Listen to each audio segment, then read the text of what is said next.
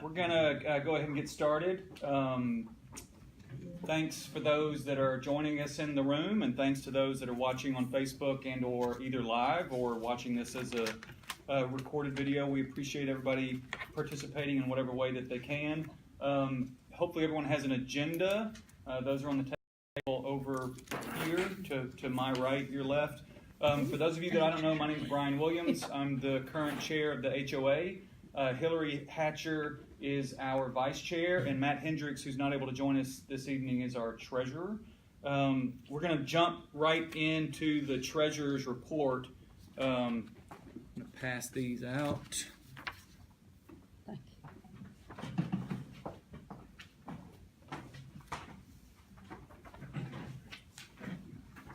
you. As I just mentioned, Matt's not able to be here, and so I have not had a chance to review this, and so we'll do this together in real time because that's more fun. If you look at the top, at the very top, you see 2018 due statistics. That's through today, that's through current. We have 107 paid, 130 outstanding. That's out of the obviously 237 total homeowners. Dues were due May 1st. However, you can still send in dues to be a member of the HOA. You do have to be a member of the HOA to have a vote. We haven't had a tremendous amount of votes in the time that we've been a part of the HOA over the past couple of years, but we're preparing to, and we'll talk about that in just a minute, related to some of the capital projects that we discussed last time and are going to discuss again this evening. So it's really important that if you want to have a formal voice in what's happening in the neighborhood, you need to be an HOA member. Otherwise, there's not as much sway, and you certainly don't have a vote when it comes to anything that the HOA is getting up to. So, again, right now we're at 107, and hopefully that will increase. You can see to the right there, we had 134 in 2016, and we'll hopefully get there again. Our deposits, total deposits, year to date are just right at 8,600. You see total deposits there, about halfway down on the sheet there, and then total expenses year to date are right at 2,600. I think you've seen most of these expenses in the last treasurer's report, but they are primarily, in fact, I think they are just about all related to our entrances, our electric bill, and then the little library that we're installing. The electric and the landscaping are kind of recurring, ongoing expenses. The library is not. The welcome gift cards that you see down there, you see Stephanie Nitty for welcome gift cards. Stephanie has continued to be gracious enough to provide originally welcome baskets. Now we're doing welcome gift cards to new homeowners in the neighborhood, which we've gotten really positive feedback on from folks. That seems to be a really good way to welcome people in. And so thank you to Stephanie for doing that. But that's what that expense is. That's just a reimbursement to her for those gift cards. And then at the very bottom, you see 2018 payment statistics. Before we go through those, as a quick reminder, we voted last year to change our due structure so that we essentially grandfathered everybody in at $40 annually, but any new homeowners from that point forward are paying $150 annually, and then we have made kind of a recommended, if you will, maybe recommended is even too harsh, but suggested, I think about $100 or so to cover, et cetera, and you can see that the average dues payment so far this year is right at $80, which I think is positive given the fact that we're only required to do 40. That we're getting up there is, I think, positive. So that's pretty quick and pretty rudimentary, but these aren't terribly complicated. Questions about anything on the financial report?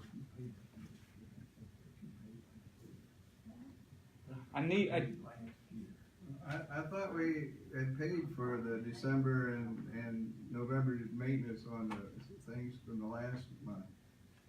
I think that this is just a repeat of that, Gary, but I'll check on that. I do not. No. I don't think that we overpaid. I'll check. Well, I thought we had, but I question why we have any maintenance in the winter time in December and November. Yeah. Right, I answered that later on because there were several questions about that as well under the video last time. And the way that the maintenance or the landscaping company does it is it's a flat rate spread across 12 months. Although there's much more work that's done in the spring and summer months. There's fees for each thing they give us. That's all put into an annual fee that's then spread out over 12 months. So that's why the payment looks the same every month, no matter the amount of maintenance that's done. We haven't voted on that, on the maintenance on it for this year. It's never been brought up to my knowledge. It wasn't at the last meeting. Well, In the past, we voted on things that we spend money on. And in the past, that's the way we've done it for as long as I can remember. right, and we did vote when we did this maintenance company That was back 2 initially. years ago. So, Gary, you making a recommendation? I'm sorry. Yeah, well, I know, I'm just saying that in the past, we've always brought it before the meetings and we voted on it. Okay, so that's a I'll stand statement. corrected. Are you making a recommendation? Well, I think it's the homeowner's money, and I think, they have the right to either vote yes or no on it. Okay. That's my opinion, that these people here have been coming to meetings as long as I have, or, and lived in that, just what we've done in the past. Okay. So a repetitive vote on the same, if we're paying electricity and maintenance the same every year, I'm then. just talking about maintenance on it. The electric bill is something we have to pay, that's not an issue. It's just like any new spending, even like a library. Right. That was never brought up if the people really wanted it, it was just something done. Okay. I'm not Well, against it, and I'm just saying, in the past, that's what, and I've lived here more than 20-some years, so. I appreciate that input. We'll take that into consideration and look at how we can start having more regular votes on things that aren't kind of a set in stone expense like electric. And minor things, but when we get into where we're spending the amounts of money we have on the entranceway in the last 2 years, which is in excess of $12,000, Okay, thank you. Other questions? Agenda is over here. I need a motion to approve these financials. Motion to approve. Second. Come on. Stephanie seconded. All in favor? Aye. Thank you. All right, moving on to current business. I always like to remind folks of the way that the HOA attempts to communicate with the neighborhood. As a reminder, we do have a fairly robust and active website, and there's a decent amount of information on the website. We have a very active Facebook page, and Facebook is one of the places where we do a lot of communication with folks. For those that have Facebook, we recognize that not everybody does. And then the Nextdoor app, as we mentioned last time, and I think maybe even the previous meeting, has become an incredibly well-utilized tool within the neighborhood. Well over, I think well into like 70 or 80% of the neighborhood now are members or have the Nextdoor app and are members on Nextdoor. I know that Hillary monitors that probably daily. I do as well, and there's a lot of information sharing, et cetera, not only in this neighborhood but others, and that seems to be a pretty good tool for communications.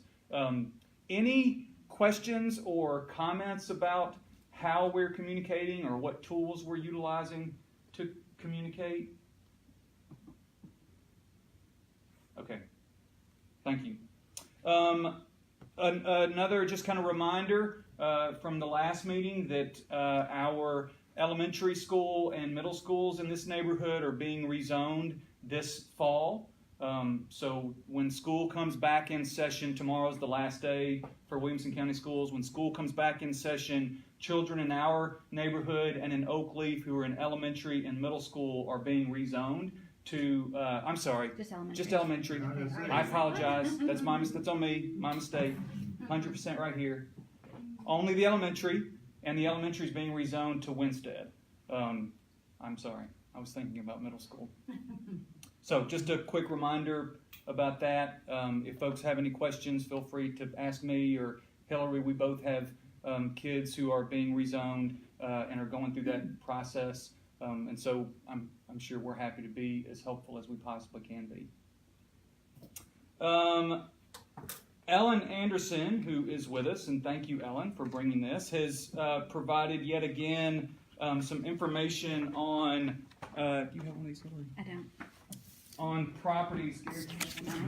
Oh, you got one? Okay. It's good information. Yeah, she always does a great job. Do you all have one of these? I was wondering how much the Davis house was going to sell. Yeah.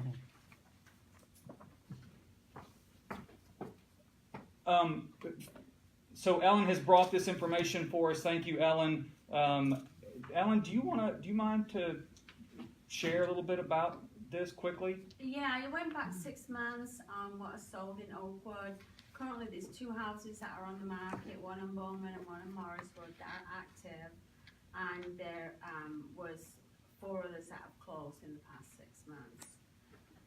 So, you know, it's definitely, Oakwood is definitely a very desirable neighborhood still. Yeah. Everybody that comes here is looking for the acre of land, if not more, and so I think it's just gonna, the gurus of real estate say that it's gonna stay the same. In fact, it's not gonna drop price-wise, so Oakwood is definitely a great investment. The house beside me is under contract, it was ever on the market. Right, some don't go on the market, Yeah, I would say you know, that right. was not on the, Right. it won't even be on the market. No, cause they sell so quick, Do you you know. know the house number, just for me, doing a welcome packet? The one right beside me, it'd be, I think it's 2211, don't hold me to it. Okay, I'll check 22.9 is the one on the other side, so it would be 11. that.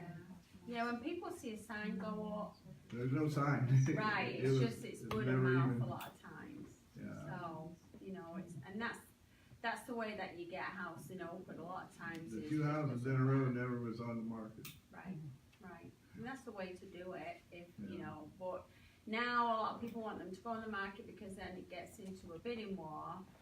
So it just depends, a lot of times people will sell them to people they know before they go on the market.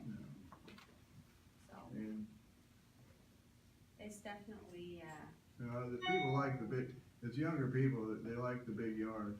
and it's becoming a children's neighborhood again. Yeah. You know, it really is. It's kind of doing that whole turnaround where it's a family neighborhood, Right. which is nice to see. Oh, yeah. Any other questions about that or questions for Ellen? I'm sure Ellen would be happy to talk real estate with anybody that's interested before, after, and or during the meeting. And thank you again, Oh, you're Ellen. welcome. We do really appreciate it. It's nice to have that information and to have it to be able to easily disseminate to everybody. Thank you. The Lewisburg Pike entrance, we actually have our new homeowner right there in the corner here with us, Cassandra. There was, when that home sold and Cassandra and her family moved in, there was a little bit of transition with the mowing of the grass that is, in front of, I guess, or what roadside of the rock wall. We've addressed that. Cassandra and her family are going to have that mowed, and then the HOA is going to reimburse them for the portion of that area that's being mowed. It's going to be a tiny amount of money. I can't even remember. I think it's barely material. I think it's in the tens of dollars. Are you talking about Henry the Davis's entrance house. to Oakwood, or the Yes, the main entrance? the Lewisburg, this entrance right here. What is it? Bowman Lane? Yes. The homeowner to that of that home, one of the homeowners is here with us this They're gonna evening, do it? Cassandra. Our landscapers are gonna do it, yes. Yes. Oh, thank you so much. What now? On the same, Yes, our landscapers are gonna just add that when they do our yard, they're gonna do that as well, between the wall and the yard. Thank you so much, yeah. Yeah, we appreciate it. I didn't know that was part That of is not, it is not, it is not. Yeah. I would like to, while we're on the same subject, have a thank you sent to Henry Davis. He and Nancy for years took care of that side, and, you know, it never taken, when it needed to be fertilized, his yard fertilized, he fertilized the front, and he did, I'm just saying. Do we that's have what a Henry did. forwarding address for them? Do you know, He Gary? lives at Fountain Place. She's passed away. So it's just Henry, but Henry's lived there since '73. I'll have to figure out if we can find a, Well, way to mail. he lives at Fountain Place. He went Okay. he That's went right to there on a- 96. yeah. I'm sure we could drop Isn't something that by and they Ricky would give it to him. Keckley's? Pardon? Ricky Keckley, Yeah, She works there. Yeah. Ricky's Yeah. there too. Yeah. I'm sure we could send something over to be delivered to him. So he was always very good to the homeowners. thank you, Gary. And Mark across the road, The that big- bookers, yeah. he's been mowing that since we had the ditch filled in, long before you all came. There used to be a ditch there that was very deep. Yeah. And we got it filled in, and since then, Mark's been mowing it, so, that's something he just does. Yeah. And I think, thank him too. I think did we send him a gift card? Yeah, we did last year. It just, you know, he takes his time and he weeds it and everything else, so. Okay, thank you. You all should have, I think, a copy of this little draft capital budget. I think so, yeah. So we went over this exact information at the last meeting. This is not new information. It might be new to some people that weren't here, but it's not new information in terms of the HOA meeting.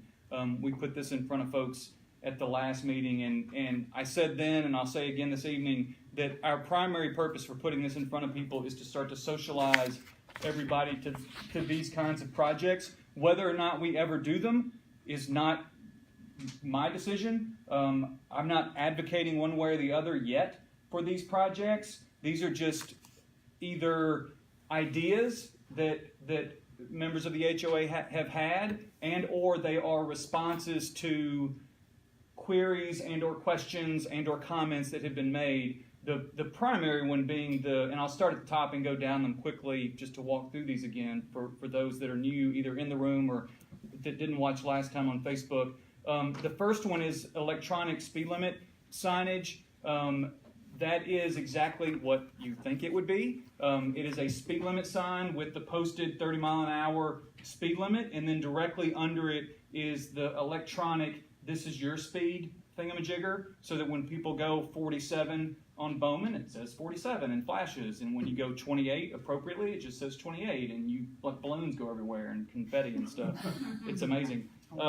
And so we have gotten a tremendous amount of input about speeding, not only on that road, but also coming in of the Oakwood Drive, whatever the heck it is, on the other side of the neighborhood, in both of those areas. And so in doing a lot of research about how neighborhoods respond to speeding, there are two things. One is contact your local authorities and let them know, and they have a tendency to drive through neighborhoods and park and watch, and we have absolutely seen an increase in that. I live on the Henpeck, right next to the Henpeck entrance, and there's a police officer now probably once a week that parks at that four-way stop and regularly pulls people over for blowing, or two-way stop, and regularly pulls people over for blowing through those stop signs. And so our law enforcement has been very proactive in responding to our calls.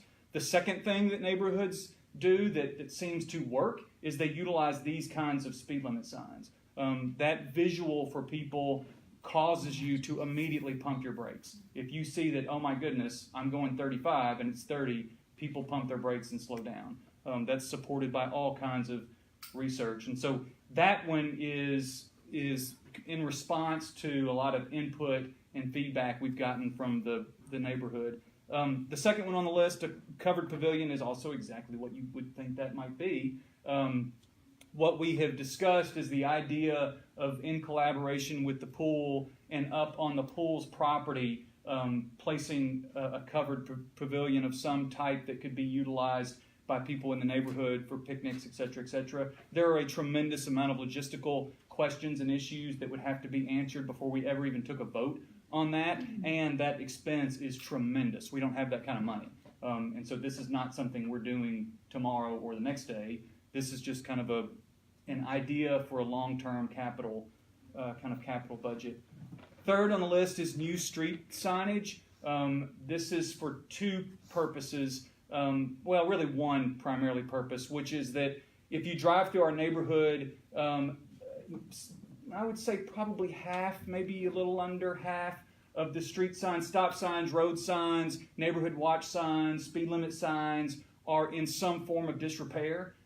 They may not look at it when you go by them, but if you stop and walk up to them, probably half of the street signs are hanging on by one screw, and others are starting to lean. Others, if you move, will literally kind of come up. If you really wanted to pull them real hard, you could pull them up out of the ground. And so there is going to have to be some maintenance as it relates to The those. street signs and stop signs, that's the county's responsibility. They It is. will come out and fix them. That's right. All you have to do is let them know where they're at, and they will.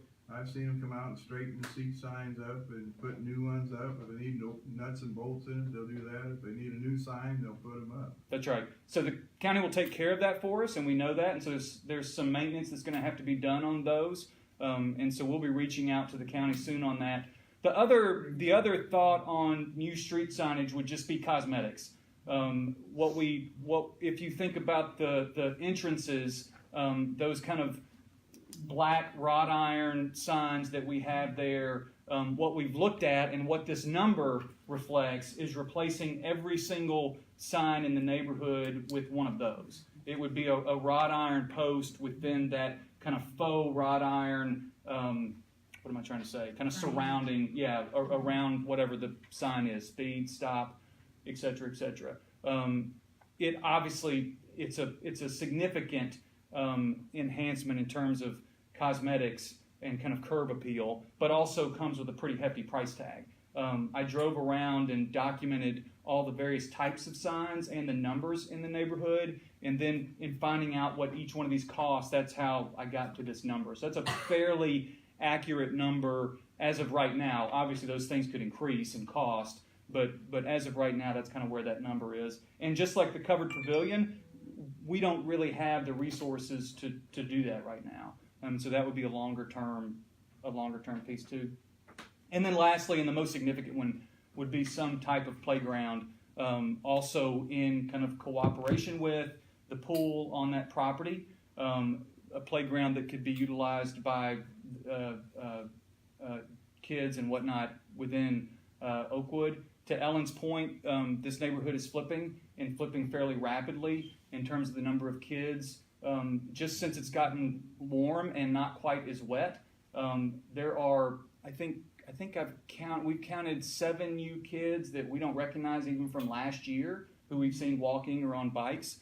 And so that transition is happening fairly significantly. And so we're just trying to think proactively about what this neighborhood could look like. I'm not going to say should, but could look like in a couple of years as there are more and more families here, and what kind of resources and what kind of opportunities do we want to have for people to be able to gather. Who owns that property? The pool does.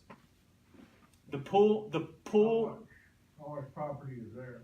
I don't know off the top of my head. If I'm guesstimating, I would say I'd say a total of probably, don't hold me to that. It's certainly not 10 and it's not 1. I'm gonna say it's 5 or 6. Is that fair? Yeah, it seems like it's probably 5 or 6, somewhere in that ballpark. That's what it feels like. But the pool owns that. And for those of you that don't know, the pool board is a completely separate entity from the HOA. Totally and completely a separate legal entity, with its own set of bylaws and due structures, et cetera, et cetera. We've had conversations with them about sharing that space in some form or fashion, and there's been some receptivity to that if it's going to be utilized on behalf of the neighborhood, but there's some real-time logistical things that we have to figure out there. So that's this kind of longer range capital budget. Questions, thoughts, comments, and or other things that you all have thought of or wondered about that we might consider or add to this?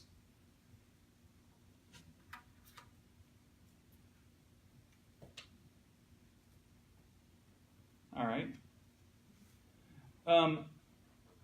So we were considering having a vote on the speed the speed limit signage. We're gonna punt on that for this evening, and we're gonna do that for a couple reasons. One is that we don't want there to be confusion about who's able to vote, because we're still kind of in the middle of collecting dues, and so we want to be very clear about who is and who is not able to vote, and we want to make sure that we've fully socialized that idea and that people feel like they've been given an opportunity to have a voice on this topic, because the expense is one thing, and it's a real expense. $2,600 is a real amount of money considering what kind of resources the HOA has, but I think maybe just as importantly is the notion of having those two things in the neighborhood, and I think we want to make sure that people are comfortable with that kind of new electronic signage at those two locations. One's on Bowman Road, where's the other one? Essentially the two entrances, not right at them, like once you get into the neighborhood a little bit, but on those two main roads, Oakwood Drive, I think, east, and then Bowman Road. We have not talked about a specific location on the road, like half a mile down, at the bottom of the hill, halfway. We haven't discussed that at all. Are they going to be facing people coming from inside the neighborhood out, or facing for people coming into the neighborhood? Also, an excellent Right. question that We've we talked haven't about answered both. yet. Yeah, we've talked So about that both. might be an option too, because the So speeding do you- happens both ways. So would you need 4 signs? You would. Probably not on the Henpeck entrance. Bowman entrance. Yeah, the Bowman entrance, they're speeding both ways. The Henpeck entrance, it's primarily coming down. Going up, for some reason, there doesn't seem to be as much speeding. I don't know why that is, but there just doesn't seem to be. Not the case on Bowman. Yeah, no, I know. Is a mess. I mean, it should have been mowed a long time ago. Yes, we talked about that. Thank you. So, what's being done about it? We discussed that. We're getting that mowed. She said they're gonna take care of it, so. I'm going to do it on Monday. Oh, We got it. Thank you. all right. So that's the reason for kind of punting on taking that vote tonight. Our plan is to hold a vote on that, on the street signs, the speed limit signs at our next meeting in a couple of months. And so if you're in the room and you've got thoughts, comments, questions, feel free to share them with me afterward or anytime over the next several months. If you're watching on Facebook, the same is true. You can call me, email me, or stop by my house, and I'd be happy to chat about those speed limit signs at whatever length you're interested in chatting about it. We'll probably send some inquiries out electronically just to try to get ideas, get everybody on the same page as far as 2 signs versus 4 signs, and if we can do that in a timely manner, we could do an electronic vote. Yeah. Theoretically. Yeah. I think there's some urgency to this from people right now. I mean, unfortunately, there was a high school senior that was killed on Coleman last week. Yep. And there were children that were seen playing in the middle of Henpeck this past week that multiple neighbors were concerned about. And so I think the safety for our children with school getting out might push this a little bit quicker. Yeah, and with the just incredible increase in the number of kids that are in the neighborhood, that changes what happens on the roads. And even the subdivision seems busy with cars. Yeah. You know, even does. though when I'm driving in, I may do 20 miles an hour just because I want the car behind me to slow down. Yes. And Yes. so I purposely will go 20 miles an hour no matter what, and I'll go in the middle of the road. Yeah. But it's like then they can't get past me either because it is frustrating. I appreciate you using your Yes. car as a buffer. I do the same thing. But just in the last week, I've seen people pass on Bowman 3 times. Oh, yes. And then I've I been have passed. pulled out of Castlewood Yes. twice and not seen a car, and they were so close to my bumper that. Yeah. So it's just an ongoing. There's a lot more teenage drivers. As the parent of one, like there's a lot more of that also, that we're still learning rules and regulations, and I have called my own child out on going 40 down our street. Right.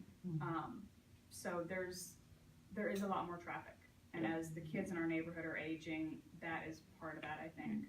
So, And I've even had my phone where I've had it on camera, so if somebody does get, then I just take a picture of the license plate. Yeah, I've done that too. Yeah, Yeah. because Yeah. it's. And the sheriff's department has welcomed us to send Yes. that over if you see a repetitive license plate or a danger. I think it's also good to remind all of us, including me, this is all of us, that 30 is the speed limit, not the speed recommendation. 30 isn't like, oh, it's a recommended speed is to go 30. That's the limit. 31's over it. 32's over it. 35's getting to be way over it. And 30 is cooking in a neighborhood. I mean, you're moving. Well, I always kind of tell people that you have to have your foot off the gas. Yeah. You can coast at 30 in this neighborhood because of the hills, basically. So. Can you have it dropped? I mean, can we go and say we want to drop to 25?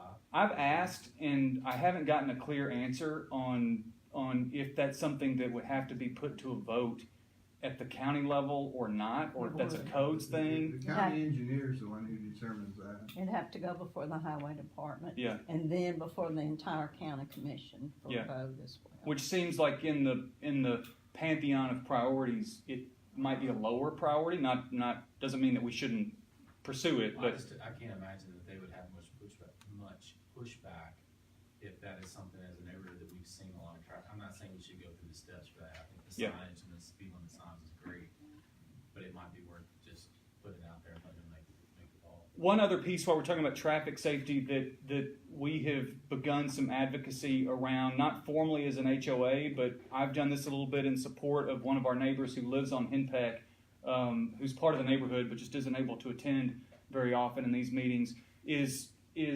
advocating for a stop sign at the Henpeck Lewisburg cross, right where Henpeck Market is.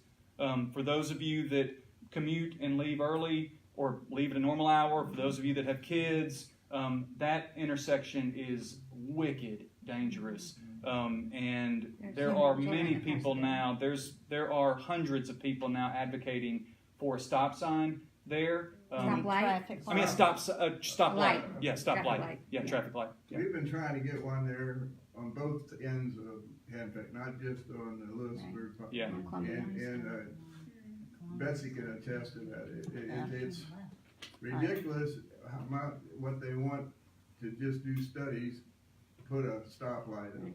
Yeah. It's about And the reason they have them down at $400,000. Berry Farms is Berry Farms It's not paid cheap. for all those stoplights.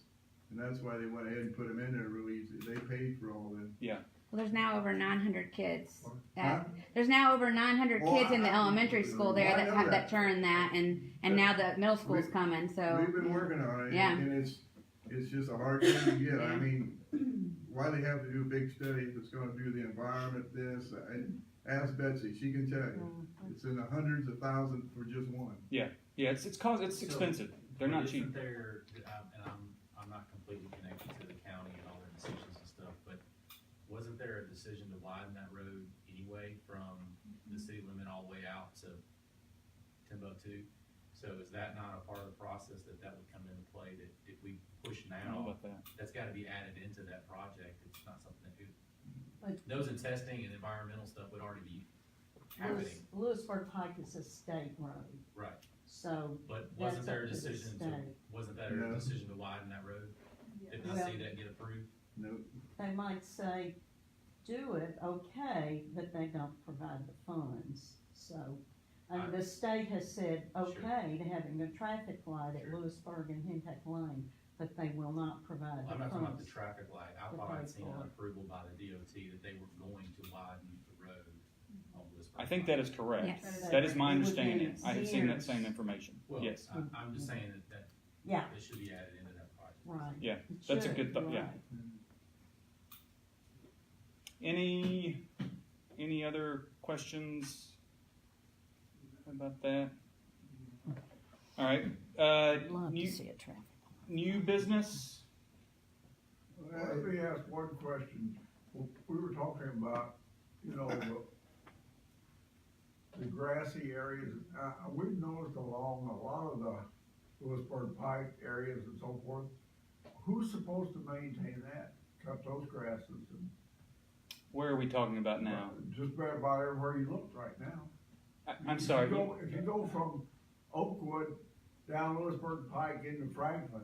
Oh, okay, you're talking about the side of the road. I'm sorry, Right. okay, I'm with Yeah, you. that's what I mean. Betsy, is that state or county? On the, happened? on the left side of the road, is city limits. Yeah. As you're headed into Franklin. Yeah. On the right side of the road, part of that would be county but it's a state road. Yeah. So it's basically the state of Tennessee's They supposed to responsible, do that. yes. Have they not put out any contracts for mowing this year? I'll check into that. They We should. did get a ton of rain this year. I mean, That's right. it's Yeah. been nothing but rain, so I don't know. Well, I managed to get my grass cut. Yeah. Other new business? I just have one thing, you're talking about these capital improvement stuff. There's really a big concern of mine, it has been, we've worked on it in the county, but from Henpeck all the way over to Oakwood Drive West, you go down that road, there's not one fire hydrant on that street. And the closest fire hydrant is Henpeck entrance, and there's one on the other. The house at the very end of Oakwood Drive West burnt down as many years ago, but they had to stretch a hose. You can imagine all the way from Henpeck down to the end of that street. That's a long way. And people, when I, many years ago, approached me about seeing what they could do about it. And that part of the subdivision is the water company is what is it? Betsy, help me out. Is it HB&TS? Yeah, it's that you have? it's Uh-huh. not the city of Franklin. Right, yeah.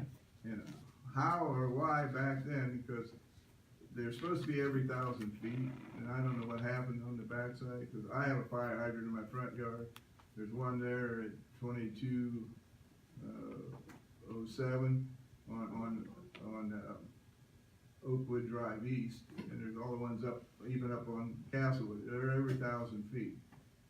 And that's one thing, you know, we talk about things, the people living back there, it's bad enough that we don't have a full-time fire department, we just have a volunteer, and it takes, the average is 20 minutes or more for them to get here. Yeah, I remember looking at that a couple years ago too, and I'll have to go back and look at my notes, and maybe we can dig back into that topic. My recollection is that they run about $4,000 I a pop. checked it out, it was ranked five for Okay, hydrant. yeah. But, you know, that's something, the people on them streets, you know, I don't know how if they could, I don't know if the county would help with that, or if we find out what the regulations were back. I never dug into that far. Okay. The But last if research. they were, you may be able to go back on the original contractors or the builders. The last research we did on it was that the response time negated Their willingness to put one in, yeah. Right, yeah. that unfortunately the house would be a loss based on response time. Yeah. As opposed to it wasn't a water issue. Well, but that's been several years since we did Yeah, that it has research, been. and the fire department's changed, so I think it's valid to do. Yeah, we'll look back into that. Well, ask Betsy, she's on that committee. It- What is the average time? I'm not, around Gary, 20 I minutes. don't know the average time. Since we have now the fire station on Goose Creek Bypass, right? I would think that it would be at least 5 minutes. No, it's more than that, Betsy. No, I mean 5 minutes shorter, like Oh. 15 minutes, excuse me, I didn't Yeah. say that very well. Okay. And we are moving towards having full-time personnel. Well, that's something I've pushed 3 Yes, years. sir. My neighbor's house burnt down, Tax- you know, Yes, sir. because, and it was a half hour at that particular time. It was not a good situation. No. But I did vote for having the fire station on Goose Creek Bypass, and You've been I'm working, very glad I've it's worked there. with Betsy in the past, she's worked hard on it. It's Yes. just sad in a county that's one of the 10 wealthiest in the country, we do not have a full-time fire department. We have great schools, we have great sheriff, we have great ambulance service. And I'm not knocking the volunteer firemen, don't get me there. Oh, they're very But good. you know, I live less than 10 minutes from 2 fire stations, but they're in Franklin. So, you know. Yeah. And the volunteers, you get to call in, they have to call them, they have to come wherever they are. It takes time. Yep, it does. And it's harder to get volunteer firemen. Any other new business? Yes. Can we try and put a reminder out there of, I have a dog, so I walk her all the time, but I always pick up after her. Yeah. And if I see somebody out walking the dog and they don't, I always have extra bags with me, so I'll say, I'll wait a little minute and then I'll say, do you want one of these bags, because you need to pick that up. So I think it's really important, just because we do have a lot of kids in the neighborhood, and plus, if you don't have a dog, the last thing you want to do is come out to your grass and find something on your grass. So I think we need to be a lot better as pet owners to be able to at least stop and following leash laws, yeah. that would be helpful too. So your dog doesn't get attacked like mine did. Right, so you've always got to have, and it's just one of them things. Some people in the neighborhood have invisible fence, which is fine, but sometimes I think it's just a matter of time before a dog goes over that fence, that invisible fence, and then there's going to be an issue. Yeah, I think it's always a good reminder, and it's been a couple of meetings since we've said this kind of out loud, which is we do have leash laws, and similar, not totally dissimilar from the speed limit conversation. Part of our responsibility of neighbors is ensuring that we're being thoughtful with one another, and also that we're doing a little bit of policing of one another. If you see a dog that's roaming or not on a leash, feel free to call animal control. I have, and I've been bitten once running through the neighborhood by a dog that wasn't on a leash, and so that's not fun. I can attest to that. And my youngest daughter, when she was 4, we had a dog come into our backyard from 2 houses down, not on a leash, and was up in her face, like barking its head off before I got to it with something, and stopped that. So I think we can also be a part of ensuring that everybody follows those leash laws, because they're there for a purpose, which is safety. That's it. It's not to be a hardship for anybody. It's entirely about safety. So thank you for that, Ellen. All right. Thank you all. We're adjourned. Good meeting, Brian.